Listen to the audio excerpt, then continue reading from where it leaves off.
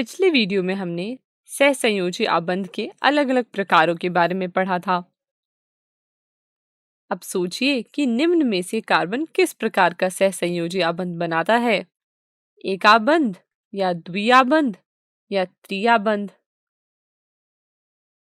यह तीनों प्रकार के। जी हाँ, कार्बन के पास तीनों प्रकार के आबंध बनाने की क्षमता होती है ना रोचक? आइए इसे एक उदाहरण से समझते हैं। पहला उदाहरण हम लेते हैं मीथेन का, जो कार्बन का ही यौगिक है। मीथेन का सूत्र CH4 होता है। मीथेन एक कार्बन और 4 हाइड्रोजन के परमाणु से मिलकर बनता है। कार्बन और हाइड्रोजन का इलेक्ट्रॉनिक विन्यास कुछ इस प्रकार होता है। कार्बन के पास 4 संयोजकता इलेक्ट्रॉन होते हैं और हाइड्रोजन के पास सिर्फ एक। अब सोचिए, अपने बाहरी कोश को भरने के लिए कार्बन और हाइड्रोजन को कितने कितने इलेक्ट्रॉनों की आवश्यकता है? सही सोचा आपने। कार्बन को 4 इलेक्ट्रॉनों की आवश्यकता है और हाइड्रोजन के हर परमाणु को 1 इलेक्ट्रॉन की। चलिए देखते हैं कैसे इलेक्ट्रॉनों की साझेदारी से मीथेन परमाणु का निर्माण होता है। कार्बन का एक परमाणु अपने 4 इलेक्ट्रॉन की साझेदारी हाइड्रोजन के 4 परमाणुओं के साथ करता है। साझेदारी कुछ इस प्रकार होती है ताकि हर हाइड्रोजन के बाहरी कोश में 2 इलेक्ट्रॉन भर जाएं और कार्बन के भी बाहरी कोश में पूरे 8 इलेक्ट्रॉन भर जाएं। पर कैसे, समझते हैं।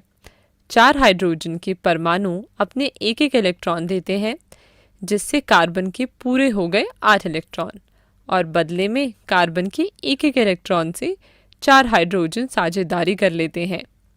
इस प्रकार एक कार्बन और 4 हाइड्रोजन के परमाणु मिलकर मीथेन का एक अणु बनाते हैं।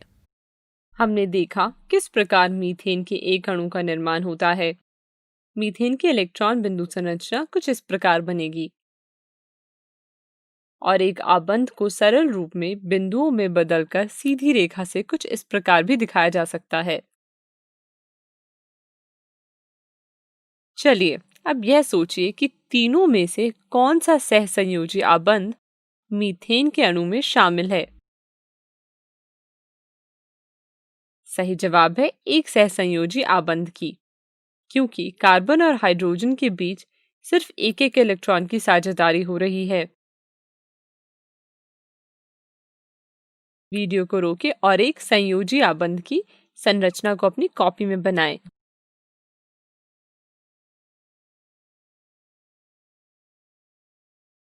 चलिए कार्बन के एक और यौगिक के बारे में बात करते हैं, कार्बन डाइऑक्साइड।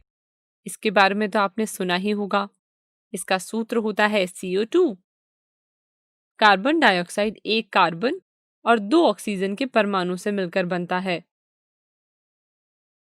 और कार्बन और ऑक्सीजन के इलेक्ट्रॉनिक विन्यास कुछ इस प्रकार हैं। वीडियो को रोकें और संयोजक इलेक्ट्रॉन की मदद से पता लगाएं कि तीनों में से किस प्रकार का आबंध कार्बन डाइऑक्साइड में शामिल है। आइए कार्बन और ऑक्सीजन की संरचना को बनाते हैं। ये कुछ इस प्रकार दिखेगी। 2 ऑक्सीजन के परमाणु कार्बन के एक परमाणु के साथ आबंध बनाएंगे। पर ये आबंध बना कैसे?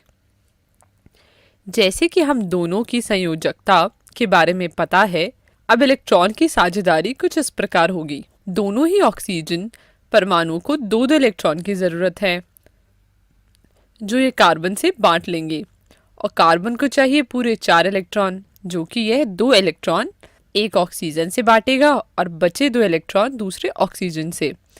तो हो गए पूरे 8 इलेक्ट्रॉन। कुछ इस प्रकार 2 इलेक्ट्रॉन के जोड़े से कार्बन और ऑक्सीजन के परमाणु मिलकर एक कार्बन डाइऑक्साइड का अणु बनाएंगे। हमने दूसरे उदाहरण में देखा किस प्रकार कार्बन डाइऑक्साइड के एक अणु का निर्माण होता है और इसकी इलेक्ट्रॉन बिंदु संरचना कुछ इस प्रकार बनेगी और द्विआबंध को सरल रूप में कुछ इस प्रकार दिखाया जा सकता है। चलिए अब आप बताएं कि इस उदाहरण में किस प्रकार का सहसंयोजी आबंध शामिल है।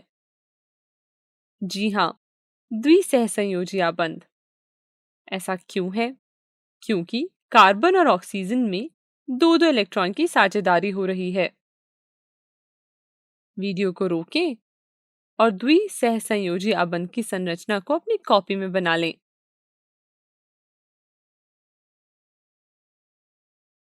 चलिए अब एक प्रश्न करते हैं। आप बताएं कि इथाइन के कार्बन कार्बन में किस प्रकार का आबंध शामिल है। इथाइन का सूत्र है C2H2। वीडियो को रोकें और इसे हल करें।